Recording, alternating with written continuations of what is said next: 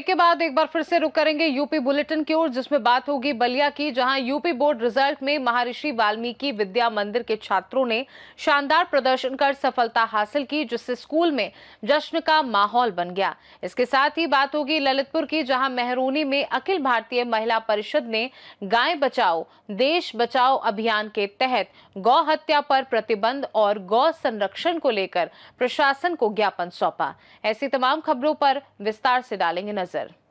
कुमारगंज स्थित सौशैया चिकित्सालय में अव्यवस्थाओं का आरोप सामने आया है, जहां मरीजों के तीमारदारों ने बिना नंबर अल्ट्रासाउंड किए जाने की शिकायत की है। बताया गया है कि अस्पताल में सप्ताह में केवल 2 दिन ही अल्ट्रासाउंड की सुविधा उपलब्ध है, जिसके चलते दूर दराज से आने वाले मरीजों को काफी परेशानी होती है।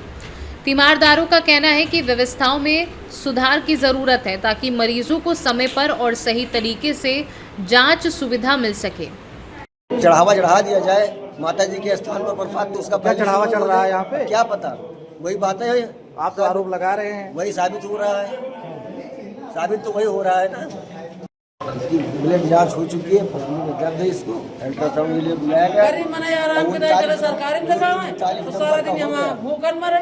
40 नंबर नहीं ले रहे, नंबर आवे वहू का ना छोड़ के दूसरे नंबर ले लियो। ये कौन बात है? बिना नंबर के हिला रहे हैं। और क्या?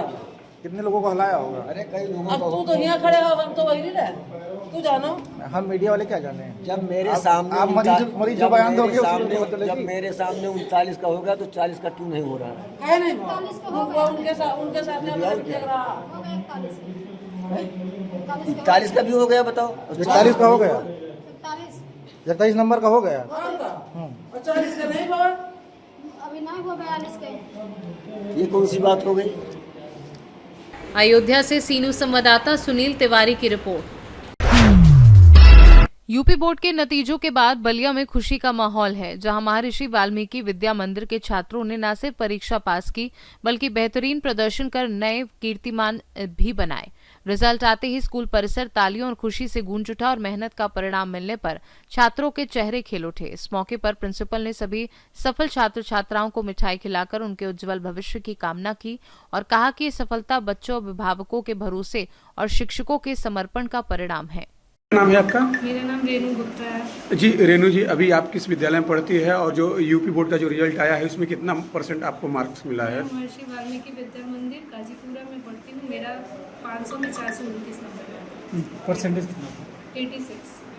क्या कहना चाहेंगे, इसका श्रेय किसको देंगे? इसका श्रेय मेरे टीचर्स को, प्रिंसिपल सर को, माता पेरेंट्स को। आगे क्या तैयारी है? आगे मैं BSc करके BEd करना चाहती हूँ। मोबाइल के ज़माने में कितना असर पड़ रहा है पढ़ाई पे? बहुत ज़्यादा। मेरे हिसाब से तो बच्चों को फ़ोन से बहुत ज़्यादा दूरी रहना चाहिए। उसका तो हम लोग अपने हिसाब से उसका सदुपयोग। क्या नाम है आपका?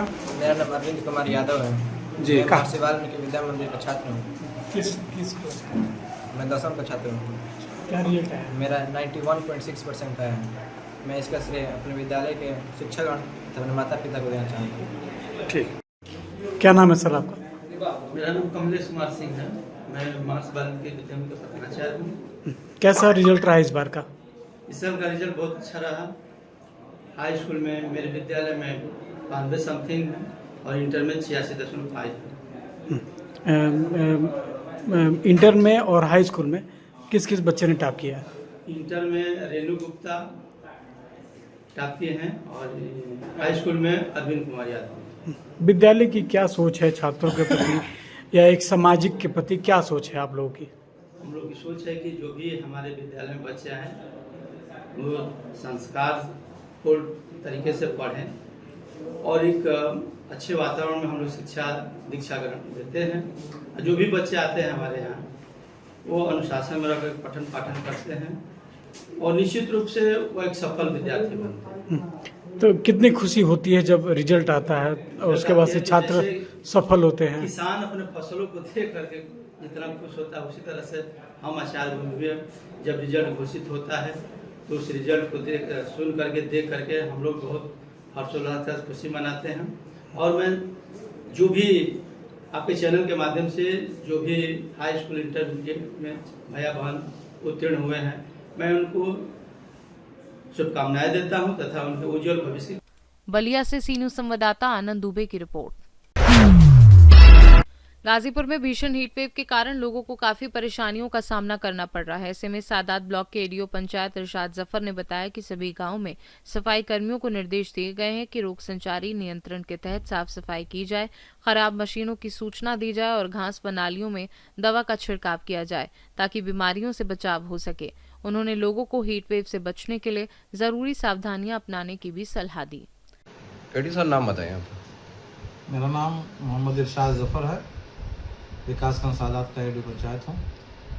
एडीओ साहब, इस समय गर्मी ज़्यादा पड़ रही है, क्या कहेंगे? गर्मी में काम करने में लोगों को दिक्कत होती होगी, क्या कहेंगे?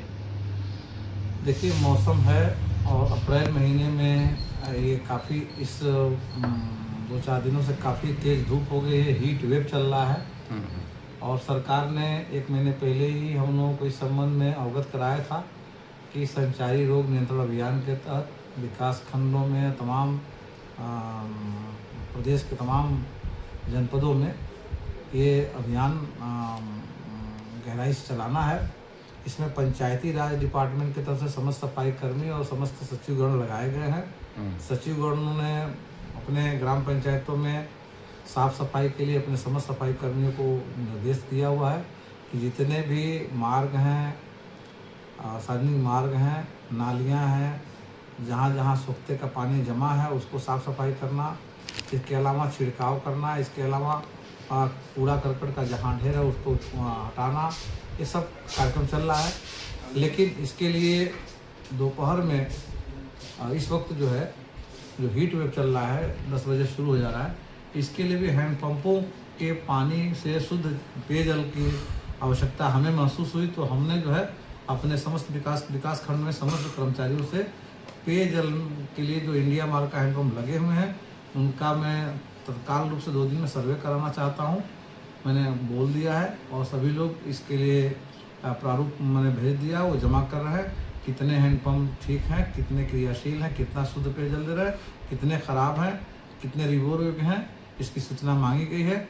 इसकी सूचना आते ही हम तत्काल सभी सचिवों को निर्देशित करेंगे कि वो जा करके तत्काल इस हैंडपम्प की मरम्मत करा दे ताकि जन सामान्य को शुद्ध पेयजल उपलब्ध हो सके।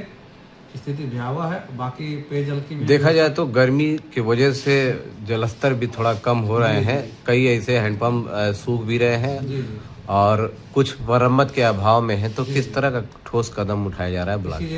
इसीलिए ये सर्वे कराया जा रहा है कि सही जानकारी विकास खंड को हो जाए कि हमारे कितने हैंडपम्प किस ग्राम पंचायत में कहाँ सार्वजनिक स्तर पर खराब हैं या मरम्मत योग्य हैं या रिवोर योग्य हैं। इसकी सूचना आते ही तत्काल कराया जाएगा। गाजीपुर से सी न्यूज संवाददाता हसन खान की रिपोर्ट। मैरोनी ललितपुर में अखिल भारतीय महिला परिषद की सुर सुंदरी शाखा द्वारा गाय बचाओ देश बचाओ अभियान के तहत गौहत्या पर पूर्ण प्रतिबंध लगाने की मांग को लेकर प्रशासन को ज्ञापन सौंपा गया। ये पहल संभागीय अध्यक्ष रश्मि मलैया के नेतृत्व में हुई, जिसमें बड़ी संख्या में महिलाओं ने भाग लिया। उन्होंने कहा कि गौमाता भारतीय संस्कृति और ग्रामीण अर्थव्यवस्था की आधार है और आचार्य विद्यासागर महाराज के जीव दया और गौरक्षण के संदेश से प्रेरित होकर यह अभियान चलाया जा रहा है। ज्ञापन में गौहत्या पर सख्त रोक, अवैध वध पर कार्यवाही, गौशालाओं की व्यवस्था, चारा पानी की उपलब्धता और सड़कों पर घूमते पशुओं से होने वाली दुर्घटनाओं की रोकथाम की मांग की गई। महिलाओं ने इसे धार्मिक ही नहीं बल्कि सामाजिक और पर्यावरणीय जिम्मेदारी बताते हुए इसे जन आंदोलन बनाने का संकल्प लिया। ललितपुर से सी न्यूज संवाददाता ऋषि तिवारी की रिपोर्ट। यूपी बुलेटिन में फिलहाल के लिए इतना ही। बने रहिए सी न्यूज भारत के साथ। हर खबर आपके साथ, आपके हाथ।